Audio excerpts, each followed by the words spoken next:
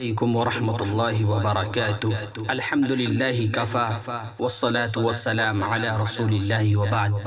محترم سامعین، میرے دوستو، مدارس اسلامیہ دین کے قلعے ہیں اور ان قلعوں کے اصل محافظ علم کے حقیقی وارث و اساتذہ کرام ہیں جو پورے اخلاص کے ساتھ امت کے بچوں کو قرآن و حدیث کی روشنی دیتے ہیں، ان کے عقائد و اخلاق سنوارتے ہیں اور دین کی شمع کو ہر حال میں روشن رکھتے ہیں۔ مگر افسوس صد افسوس، یہی معلمین دین آج سب سے زیادہ محرومی، بے قدری اور تنگ دستی کا شکار ہیں۔ ان کی تنخواہیں نہایت کم ہیں، بعض جگہ تو 5,000 سے 12,000 روپے ماہانہ، اور وہ بھی وقت پر نہیں ملتی۔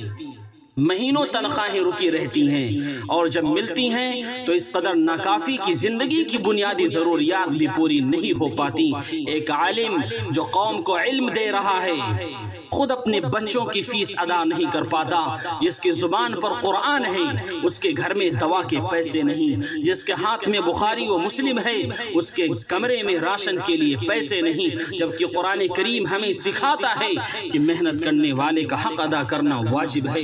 وَلَا تَبْخَسُوا النَّاسَ أَشْيَاءَهُمْ، اور لوگوں کو ان کی چیزیں کم نہ دو۔ سورۃ الشعراء آیت نمبر 183۔ یہ آیت عام معاملات میں ظلم سے روکنے کے لیے ہے، اور اگر کسی محنت کرنے والے کا حق کم دیا جائے یا روکا جائے تو یہ کھلا ظلم ہے۔ نبی کریم صلی اللہ علیہ وسلم کا واضح فرمان ہے، اعطوا الاجیر اجرہ قبل ان یجف عرقہ۔ ترجمہ، مزدور کو اس کی مزدوری، اس کا پسینہ خشک ہونے سے پہلے دے دو۔ مزدور کو اس کی مزدوری، اس کا پسینہ خشک ہونے سے پہلے دے دو۔ سنن ابن ماجہ حدیث نمبر 2443۔ کیا مدارس کے اساتذہ اس مزدور سے کم ہیں؟ کیا ان کی محنت دن رات کی نہیں؟ کیا وہ صرف دین ہی نہیں، قوم کو بھی سنوارنے والے نہیں؟ پھر کیوں ان کا حق روک لیا جاتا ہے؟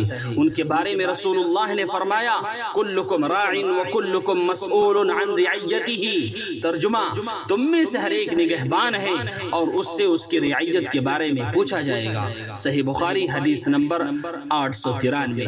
ذمہ داری کا مقام سب سے پہلے حساب کا مقام ہے۔ اگر کسی استاد کی غربت، فاقہ، پریشانی اور اولاد کی بے تعلیمی ان کی کوتاہی سے ہے تو یہ صرف دنیا کا نہیں، آخرت کا سوال بھی ہے۔ اس لیے اے اہل ایمان کو قرآن میں تلقین کی گئی ہے، ان اللہ یأمرکم ان تؤدوا الامانات الی اہلہا۔ بے شک اللہ تمہیں حکم دیتا ہے کہ امانتیں ان کے حقداروں کو پہنچاؤ۔ سورۃ النساء آیت نمبر 58۔ اساتذہ کی تنخواہ ان کا حق ایک امانت ہے جسے دین کے نام پر روک لینا در حقیقت دین کے خلاف ہے۔ یہ المیہ کیوں ہے؟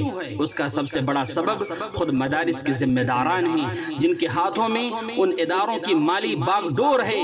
یہ وہ حضرات ہیں جو خود اچھا کھاتے ہیں، قیمتی لباس پہنتے ہیں، ایسی گاڑیوں میں سفر کرتے ہیں، بڑی بڑی بلڈنگوں میں رہتے ہیں، مگر جب بات اساتذہ کی تنخواہ کی آتی ہے تو ان کی زبانیں بند ہو جاتی ہیں۔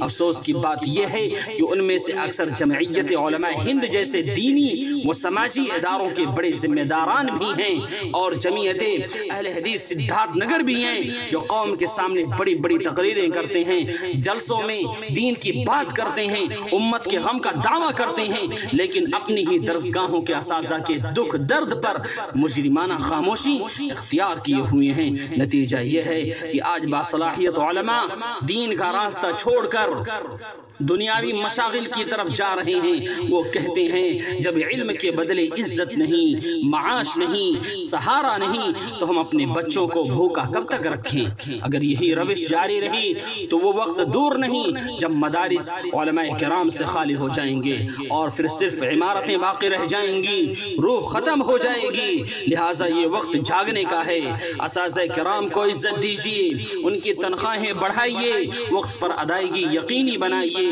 یہ کوئی احسان نہیں، یہ ان کا حق ہے اور یہی دین کی بقا کا راستہ ہے۔ جو چیز اپنے لیے پسند کرو وہی اپنے مسلمان بھائی جو علماء ہیں ان کے لیے بھی وہی چیز پسند کرو۔ اللہ تعالی ہم سب کو صحیح سمجھ اور ان تمام باتوں پر جو کہی گئی ہیں ان سب پر عمل کرنے کی توفیق عنایت فرمائے، آمین۔